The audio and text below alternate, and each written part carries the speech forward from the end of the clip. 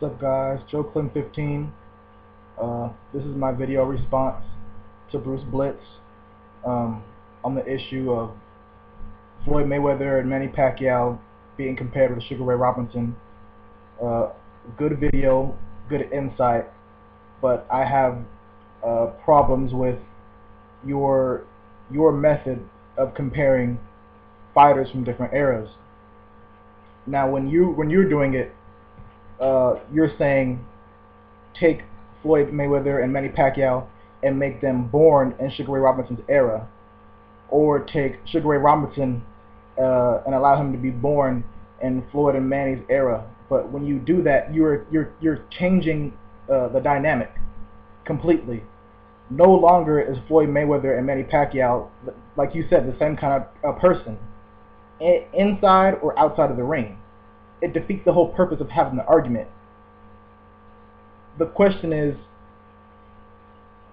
who is better within their era, their own personal era, because their own era shaped who they are in and outside of the ring. When you say, oh, you speculate if Floyd and Manny would even be able to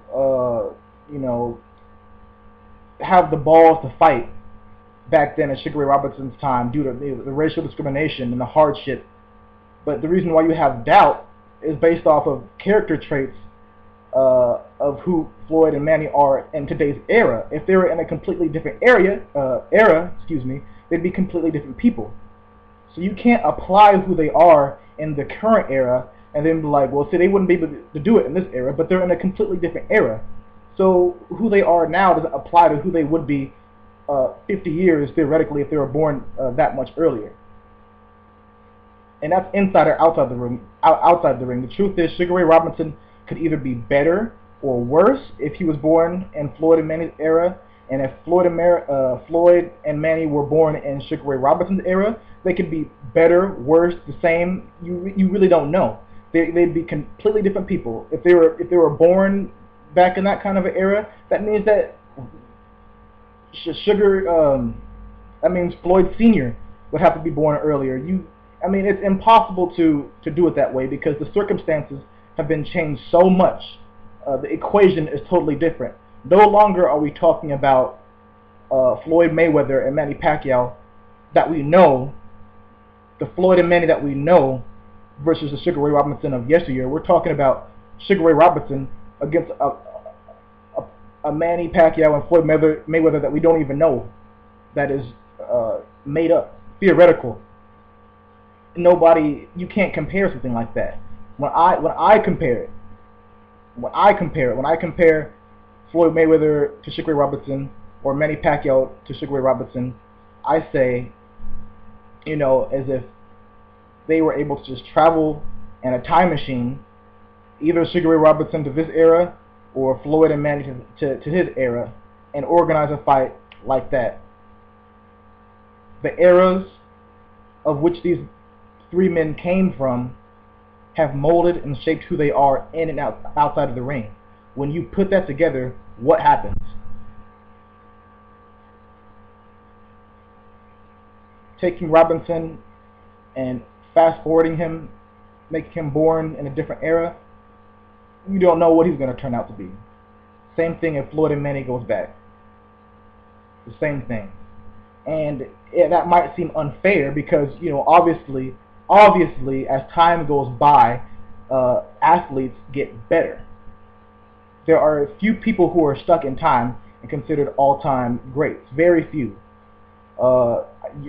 Your way of evaluating and comparing fighters from different eras or players from different eras, it doesn't make sense because you're changing who these people are. Totally changing who they are.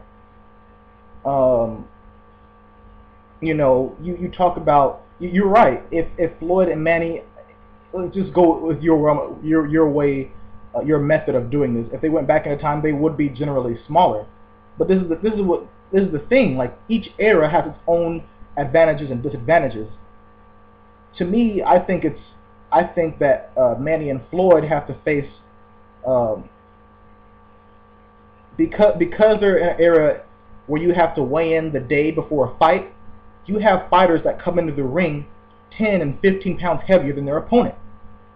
That didn't happen back in the day, because back in the day, I mean, people did hydrate themselves and stuff like that, but because you had the weigh-in the night of the fight, the day of the fight, you weren't able to do that as easily. So Floyd has consistently fought people who are in double digits heavier than him. De La Hoya, Baldomir, Castillo, Corrales. These people are weighing, they're coming into the fight weighing different weight classes. Like Sergio Martinez, for example. I'm just throwing him out here. You know, he won that middleweight championship at 160, but Pavlik came in weighing light heavyweight weight at 175. That didn't go on back in Sugar Ray Robinson's time, and it's just more testimony of, you know, how much pound for pound kingship Floyd Mayweather and Manny Pacquiao have, because they are beating people who are naturally bigger in an era where you're allowed to do that because you have weigh-ins the day before a fight and not the day of the fight. And also, I disagree with you in terms of being able to assess talent, not talent, ability. You don't have to be a talent scout to assess ability. The whole reason why you, me, and other people who have these boxing channels make predictions is because we're able to assess ability. You look at somebody's speed, defense, ability to adapt, to adjust, ring IQ, footwork, clinching, fighting in the inside, jab, whatever it is. You look at somebody's ability and you're able to tell if fighter A is better than fighter B and who you will win. Of course you can assess ability, and some people are better than others. I'm not saying that I'm great at it or anything like that, but there's no, if you can't assess ability, then there's no reason for anybody to compare anybody to anybody. You say that the formula for, you know, comparing these all-time greats is did fighter A achieve as much as fighter B? But you're confining these fighters to their time. This isn't your time greats. This is all times greats. Can fighter A achieve this in fighter B's era? Because to me, the reason why I think Ali is an all-time great is because I personally feel like he can be a heavyweight champion 3 times in any era that came before him and any era that came after him. I think he can. I mean, he probably wouldn't even have to win it 3 times. He probably would just reign. In today's heavyweight rankings, he would probably just reign for the whole entire time. But the point is, he can be as dominant as he was in his time as he is in other times. Forget about the advances in equipment. I mean, you don't really. I mean, forget about that. He doesn't need it, and it doesn't necessarily give him an advantage. Even you yourself said that newer isn't necessarily better. And I'm glad that you brought up the George Foreman and Moore fight, because that's an analogy that I use. Because obviously Moore did have more ability, but George Foreman still had enough greatness left in the tank. And this fight allows us to flirt with the idea of one fighter fighting in another fighter's era. Because it's obvious that if George Foreman were to hop in a time machine, a prime Foreman were to come into Michael Moore's era, given the training that he had with old school equipment, old school trainers, he didn't have to be naturally bigger because society got bigger. No, you take everything that he had in his era, every advantage or disadvantage he had in his era, and you put him in Michael Moore's ring that night, and he would mop the floor with Moore. That's what that demonstrated.